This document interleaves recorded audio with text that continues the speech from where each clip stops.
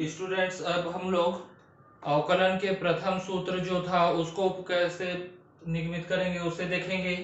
प्रथम सूत्र हमारा क्या था बीजीय फलन के लिए? डी बटा d x to the power n बराबर था एन गुणित x to the power n minus one. यहाँ पर किस फलन का हमें अवकलन करना है? X to the power n. तो यहाँ पर हमारा एफ एक्स का मान यानी फलन का मान जो है वो क्या हो जाएगा? X to the power n. अब यहाँ पर थोड़ा ध्यान दीजिएगा, हमको प्रथम अवकलज निकालना है यानी एफ डैश एक्स का मान निकालना है। अब एफ डैश एक्स का जब मान निकालेंगे तो प्रथम सिद्धांत से हम अवकलन करेंगे। प्रथम सिद्धांत से अवकलन करेंगे तो सूत्र क्या होता था? एफ डैश एक्स बराबर limit h tends to 0 f x plus h minus f x बटे h। ये जो सूत्र है ये आपके अवकलनीयता के जांच से मिलता जुलता है, थोड़ा सा बस फर्क है। वहां पर हम लोग x की जगह क्या रखते थे? x की जो भी लिमिट है, लेकिन यहाँ पर x का भी कुछ लिमिट हमको दिया नहीं गया है, इसलिए हम सीधा फलन x को ही रख रहे, फलन एफ एक्स में x के मान को ही लेते हुए चल रहे हैं। कोई भी x का कोई पर्टिकुलर मान नहीं दिया गया है।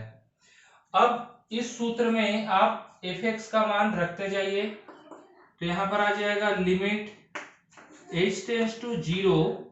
यहाँ पर एफ एक्स प्लस एच है, एफ एक्स बराबर है x to the power n, तो एफ एक्स प्लस एच जो है ये हो जाएगा एक्स प्लस एच का whole to the power n minus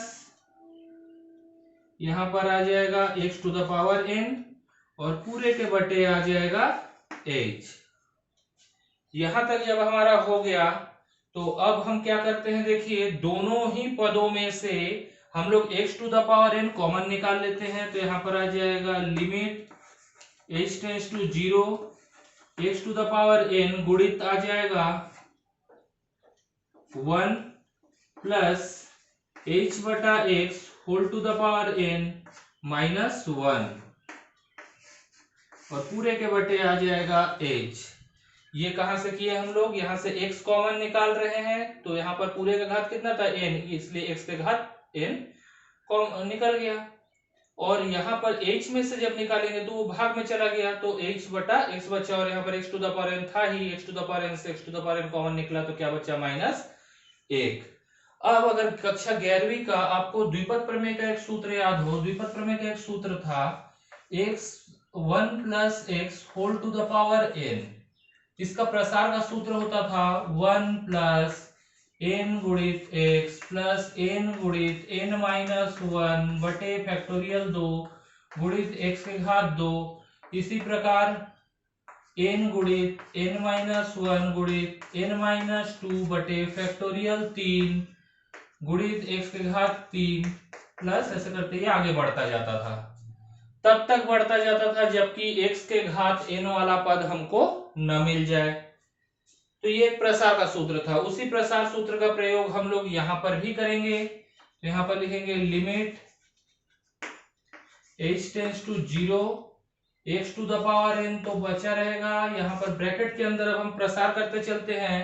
यहाँ पर आ जाएगा 1 प्लस n h बटा x प्लस n गुणित n माइनस 1 बटे फैक्टोरियल 2 गुणित h स्क्वायर बटे x स्क्वायर प्लस n गुणित n माइनस 1 गुणित n माइनस 2 बटे फैक्टोरियल 3 गुणित h क्यूब बटे x क्यूब प्लस 1 ये चलता हुआ माइनस 1 आएगा और पूरे के बटे क्या आ जाएगा?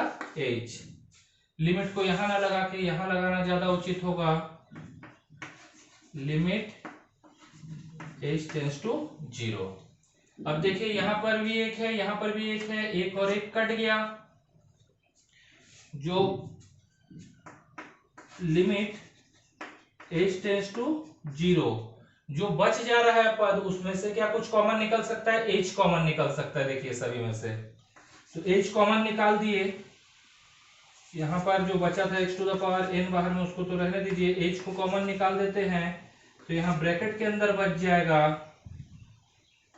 n बटा x प्लस n गुणित n-1 बटे फैक्टोरियल 2 h बटे x स्क्वायर प्लस n गुणित n-1 गुणित n-2 बटे फैक्टोरियल 3 h स्क्वायर बटे x क्यूब प्लस 1 ऐसे चलता जाएगा, पूरे के बटे आ जाएगा h और h हो गया हमारा कैंसल। अब देखिए यहाँ पर लिमिट जो था वो h टेंड्स टू वो शून्य की ओर अग्रसर है। तो यहाँ पर जहां जहां आपका h है, यहाँ पर जैसे h के घात 1 है, h के घात 2 है, अगला पद अगर आप लिखना चाहें तो वहां h के घात कितना आ जाएगा 3। इस तरीके से लगातार आगे बढ़ता जाएगा। तो सभी h जो है उसमें 0 रख दीजिए, तो सारे पद 0 हो गए सिवाय इस पद के n बटे x के। तो यहाँ पर जब हम लोग h की जगह 0 रख रहे हैं तो बच रहा है x to the power n गुणित n बटा x। इसी को हल करेंगे तो आ जाएगा n गुणित x to the power n minus 1। देखिए फलन आपका fx था और फलन fx का प्रथम अवकलज जो f डैश x है आ गया आपका n गुणित x to the power n minus 1। इसी प्रकार हम लोग जो y बराबर fx लेते हैं, y का प्रथम अवकलन जो होगा उसको हम लोग dy बटे dx लिख सकते हैं। अब y किसके बराबर है fx के, तो यहाँ पर हम लोग d बटे dx fx लिख सकते हैं। fx की जगह fx का मान रख दीजिए d बटा dx, fx का मान है x to the power n और x to the power n का प्रथम अवकलज क्या आता है n गुणित x to the power n minus 1।